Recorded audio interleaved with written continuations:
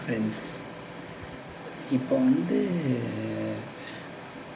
ஒரு சின்ன Seenu, student teacher conversation. அதை ஒரு சீனாக எடுத்து நடித்து காட்டுறேன் நான். இப்போ என் ஸ்டூடெண்ட்டு திவ்யாங்கிறவங்க லேட்டாக வந்திருக்காங்க. அவங்கள்ட்ட நான் பேசுகிறேன். இப்போ மணி என்னப்பா? காலைல 9:15 தானே ஸ்கூலு. நீங்கள் எப்போ வந்திருக்கீங்க?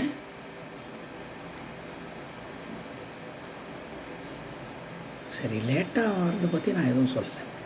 ஏதோ பர்சனலாக டிலே ஆகிடுச்சு, ஏதோ பிரச்சனை இருக்கலாம், டிராஃபிக் இருக்கலாம், இல்லை பர்சனல் ஒர்க் இருக்கலாம்.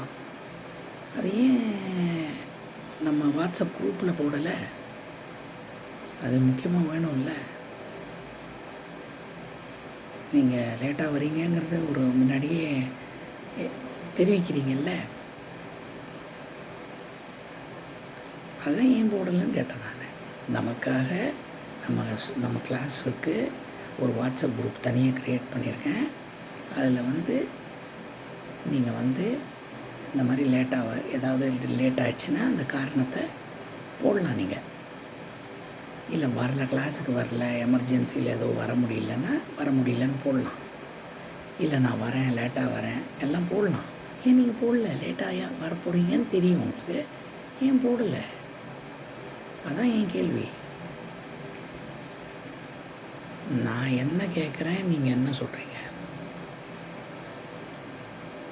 காரணத்தை கரெக்டாக சொல்லுங்கள். கண்ணை பார்த்து பேசுகிறேன்,